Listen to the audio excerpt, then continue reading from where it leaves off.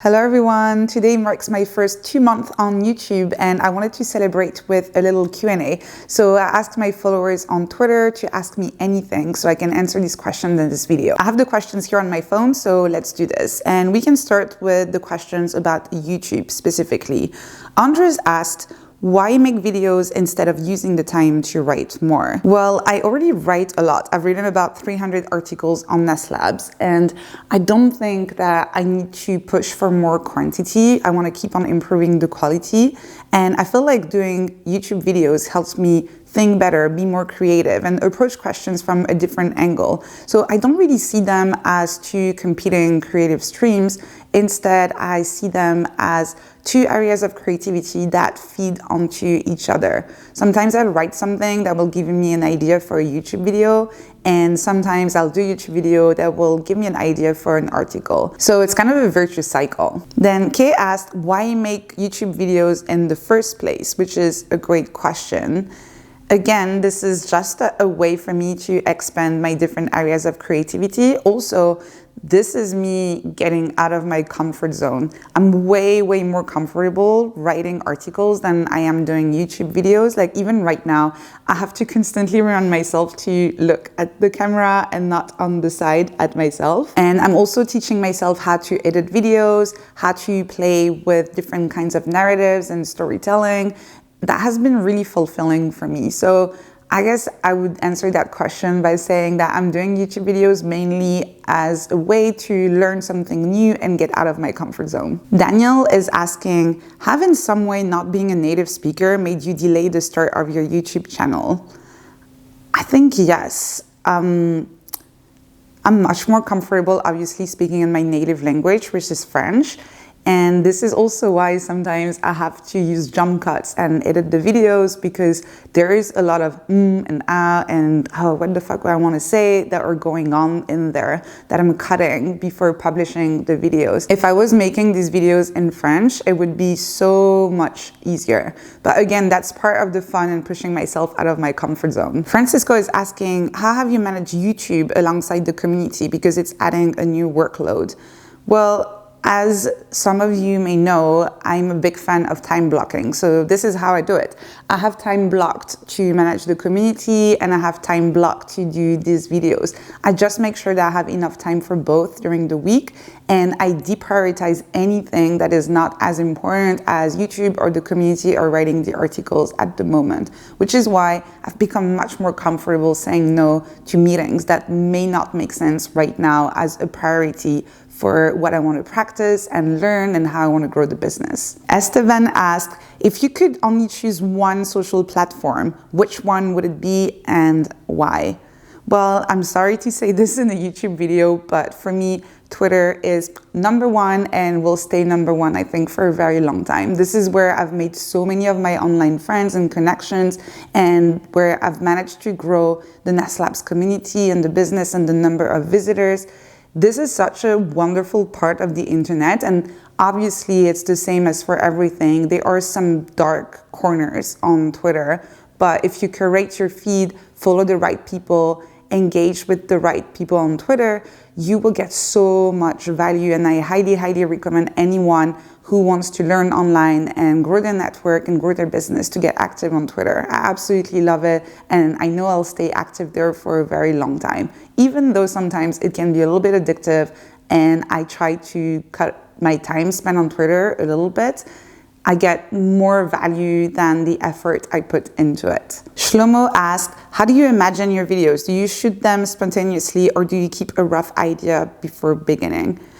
It kind of depends, because this one, for example, is completely unscripted. I'm looking at the questions, and again, I'm sorry if there are going to be some jump cuts when I'm hesitating a little bit, but so this is unscripted. I'm just going through the questions. For some others, I will write a little outline before getting started, and some others yet, I take an article I have already written for Nest Labs and I convert it into a script for YouTube. These are some of the easiest ones to do because the research is done, the writing is done, and it's really more about having a more casual conversational tone. That's a little bit different from the way you would write a science-based article, but these are easier because I already have the material and I just need to turn it into a script that is better for YouTube versus something that's written. Someone called Productivity Man on Twitter, I don't have their full name, that's just their username, asked, videos, articles, newsletters, live clubroom audio, podcast, community conversations, live Zoom sessions, tweets. If you had to pick only one, which one would it be and why? I know I said I really like Twitter, and Twitter is my #1 social media platform, but I would pick newsletter because this is, out of all of these platforms, this is the only one where you actually own your audience. I can take my newsletter subscribers and bring them with me anywhere. Whereas with Twitter or Clubhouse or any other platform, you are renting your audience rather than owning it. So I think long-term, to build a sustainable business, to keep having the freedom that I have today of being able to work from wherever I want and set my vision and really engage with my audience at a deeper level, a newsletter is definitely the best out of all of these options. Okay, talking about the business, I also got a few questions about Nest Labs and the business side of things. Joe asked, how do you get topic ideas for your blog? I get ideas from literally everywhere. That can be conversations with friends, podcasts I'm listening to, some tweets that I'm seeing on Twitter, articles that I'm reading, literally anywhere. And I think the only thing that I may be doing a little bit differently from other people who try and write a blog online is that I'm being systematic in capturing these ideas. So I always take notes, and I sometimes interrupt my friends and we'll have a conversation and say, wait a minute, that sounded really interesting. Can I write that down? So I have this living list of ideas, and I have more trouble finding the time to write about everything I want to write about than coming up with ideas, because I have so many ideas I want to write about. So I guess, yeah, just being systematic in capturing your ideas wherever they come from can be really powerful if you're trying to be consistent and write regularly on the blog. Renaissance, I don't know how to pronounce this, asked, how did you choose your niche? This is kind of related to the previous question about finding topics to write about. To me, the niche that I found kind of emerged from writing consistently. And there are two sides to this equation. There's the side where the more you write, the more you're going to realize what are the topics that you actually enjoy writing about. So that's one side of that Venn diagram. The other side is getting your audience's feedback and hearing from them about what they enjoy reading about and learning about. And when you find that intersection between what you enjoy writing about or creating content about in general and what your audience enjoy reading or consuming, then this is perfect. It means that you're going to have a lot of fun and they're going to get a lot of value. So this is how my own niche emerged. After a while, I felt like some stuff was more interesting to write about. And I also saw that in terms of both quantitative analytics and qualitative feedback I was getting from people, there were certain topics that resonated more with people. Where we asked, what tactics do you use to sell your product and get people to buy?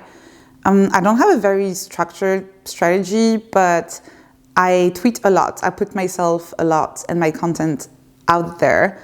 And I think that makes it easier for people to stumble on the content, which is great.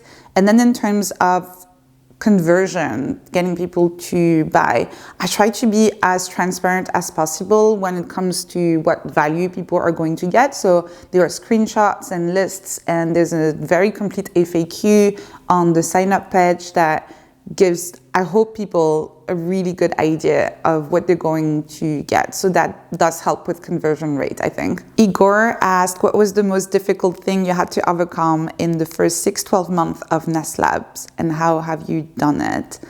I think building some processes and a routine when you're a solo founder was probably one of the hardest things, because you don't have a team or a manager or anyone to push you to do the things that you should be doing.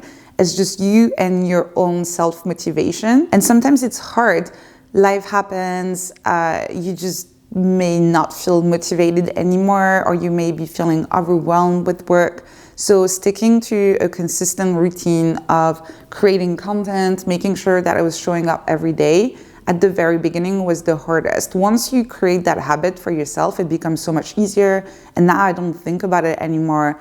The first thing I do in the morning is open my laptop and write. I make myself a cup of tea, I write for a little bit, and it would almost feel weird if I was not doing it anymore. But that habit I definitely didn't have at the beginning, and I had to build for myself. And that was really, really hard. Joshua asked, what is your biggest challenge currently? It's both a challenge and a joy, but I recently hired 2 wonderful people on the team, and I haven't managed people in a few years since my time at Google. And it's completely different as well to manage people when you're doing it on your own versus having all of the structure and the resources that you would have in such a big company as Google. So I have to create everything from scratch. Obviously, thank you, there's the internet, so I can download templates and look up resources, but I have to relearn everything from scratch when it comes to managing people. And it is a challenge, but it's a good one. This is a challenge I very much enjoy, and I'm very much hoping that they're having a great time and learning a lot. But there's something that's for sure is that I'm learning so much as well in the process. Okay, finally, I also got a few questions around better thinking, mindful productivity, and creativity. So Jen asked, how did your fascination with mindful productivity begin? It began with burnout. I burned out once when I was at Google, and also when I was working on my first startup. And when I was looking up resources at the time to find some help, there was almost nothing for ambitious people who loved their job. There was so much out there for people who hated their jobs, who wanted to quit, who felt completely out of control. But there was really not much for people like me who actually really liked what they were doing and had the opposite issue of saying yes to everything. I was literally the yes girl at the time. I was saying yes to absolutely everything, and I became overwhelmed because I had more tasks than I had time to tackle at the time, and I also didn't want to disappoint any of my teammates. And this is why I started Nest Labs in the first place, to help people who are very ambitious, but who also may struggle with their mental health, not despite that ambition, but because of that ambition. So I really try to create a hub where people can find resources and support to achieve more while managing their mental health. Latifa asked, what have you changed your mind about over the years? So many things. I change my mind all the time. To stay around Nest Labs, I would say that I used to think that success was launching a startup and raising a lot of money when I was younger. I'm talking 10 years ago. That's really what I thought what success looked like. And today I have completely changed my mind on this, because I feel like there are so many different ways you can be successful. Success is really how you define it yourself. And for some people, it may be bootstrapping a company. For other people, it may be being amazing contributors at an existing company. For others, money may not even be something that they really want to focus on. Maybe they want to write a book or have their own podcast or do something completely different, become an artist. There are so many ways to be successful that are not centered around this traditional model of the VC-backed company that you may see in Silicon Valley. And I think with what has happened in the past couple of years with the pandemic, we've definitely seen a shift where more and more people are realizing that there are many models of success that can be implemented everywhere in the world, with lots of different ways to approach business and collaboration and creation. And I'm very excited about that new trend. Praful asked, what is your favorite mental model and why? Well, this is not a mental model. This is more of a cognitive bias, but I really like that story. It's called the Cobra effect, and it's basically how sometimes we try to fix some things and we make it worse because they are unintended consequences to our decisions. And the term Cobra effect comes from something that happened during the time of the British rule of India. I can't even remember when that was, but basically there was a cobra infestation in Delhi. There were snakes everywhere. So the British government asked people to bring dead cobras to them for a bounty. And at first it seemed to work, but after a while, there were more and more and more cobras that were being brought for a bounty. And it seemed like the population of cobras was not going down. And the British government was spending a lot of money on these bounties for dead cobras.